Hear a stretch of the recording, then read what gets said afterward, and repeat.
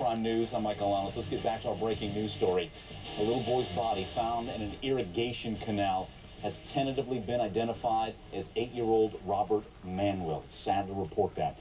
And just a short time ago, the coroner's office in Ada County, Idaho, broke the news. A positive ID won't be made until they get the dental records and compare some findings there. Now, the body was found less than a half-mile from Robert's mother's apartment, where he was last seen July 24th. This hour, we await an urgent news conference. Will we hear anything more about what happened to little Robert? As always, we take your calls. 1-877-TEL-HLN is the number. Joining me to talk about this, Steve Rogers, former member of the FBI Joint Terrorism Task Force. He's also a detective lieutenant in the Nutley, New Jersey Police Department. Also joining us, Pat Brown, criminal profiler, and on the phone, Nate Shellman, afternoon show host for KBOI News Radio in Boise, Idaho. Nate, let's start with you. You're right there on the ground. Do we know how little Robert died? No, we don't yet. And just a correction, the body was found actually miles away from his mother's apartment. Miles, plural. There is there's a opening to the canal. It's called the New York Canal. It's a pretty sizable canal with very steep concrete sides, and there is a point that he could have entered that within a half-mile from his mom's apartment. But where the body was found was over 5 miles away from Robert's mom's apartment. Okay, well, thanks for that clarification. We were on the impression it was closer, but let me get Steve Rogers in on this and get back to you, Nate. Steve, hearing that, yeah, I mean, these are the questions we have, as difficult as they are to ask. The body could have floated that far, right, in the time since he was missing, July 24th?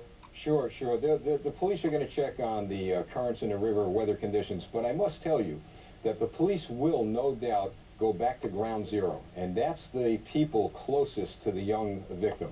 They're going to be interviewing and re-interviewing the parents, aunts, uncles, neighbors, everyone who would have had contact with this child.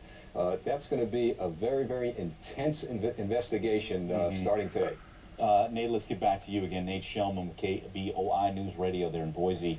Nate, we have any reaction from the family yet of this tentative identification of Robert Manwill?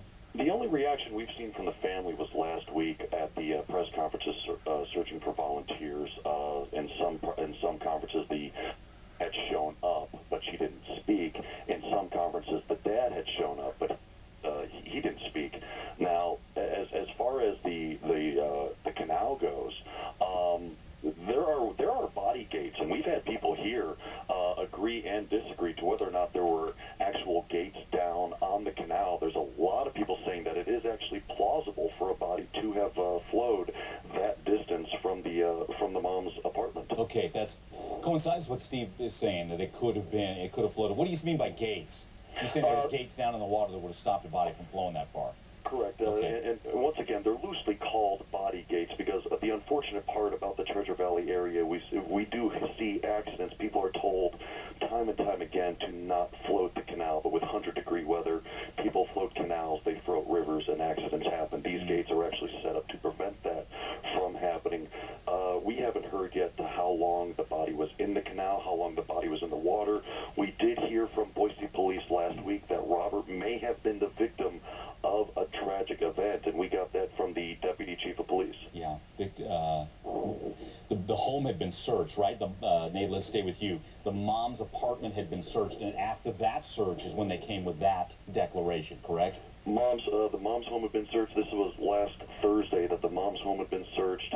Another home had been searched north of her apartment. People, there was police and the sheriff's department digging around, taking pictures.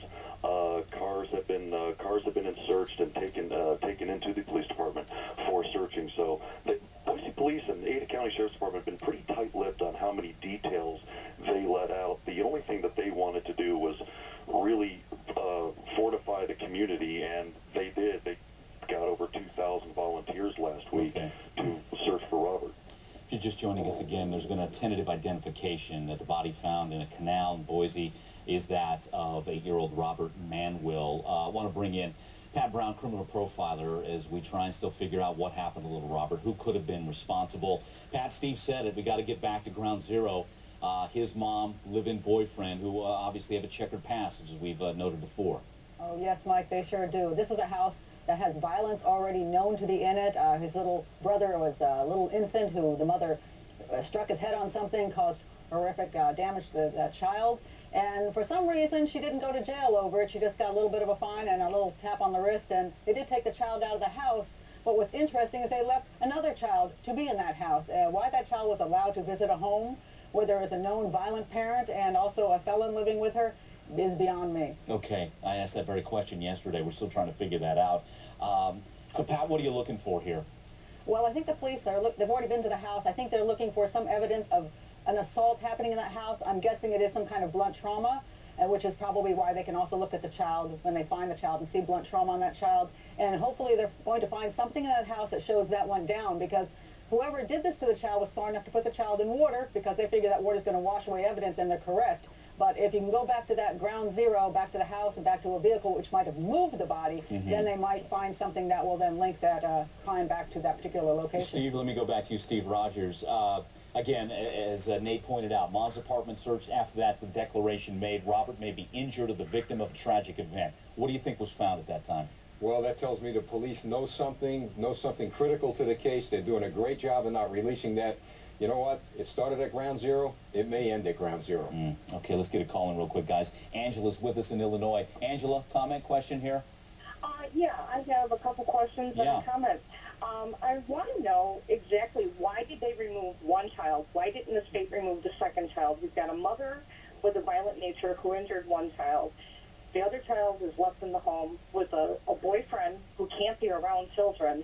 And then you've got a neighbor or a tenant that rents from them who the bloodhounds hit on the dog. I mean, this is very suspicious regarding all three of them. Yeah, Angela, let me hit on that with Nate Shellman again, host, afternoon radio, news radio, KBOI in Boise there. Let's clarify that. Again, Robert Manwill, his father has custody of him. We know that.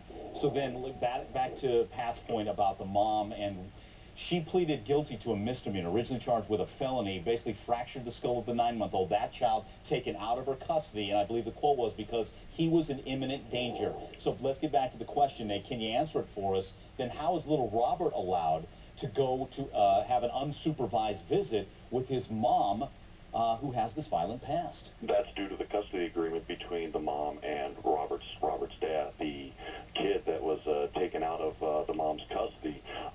First of all, the court records on that actually use the words accidental, did not use the term violent. So once again, be careful, as unfortunately we've all learned on casting stones here, but she does have some history of irresponsibility, no doubt about it. Yeah, and the only challenge I would challenge on that is, yes, maybe that's the wording used, but if it's accidental, why are you using the term imminent danger and the little 9-month-old is taken away from her? I mean, that, and I hear you on that. We don't want to convict anybody knowing all the details of that, but you do make a good point, Nate.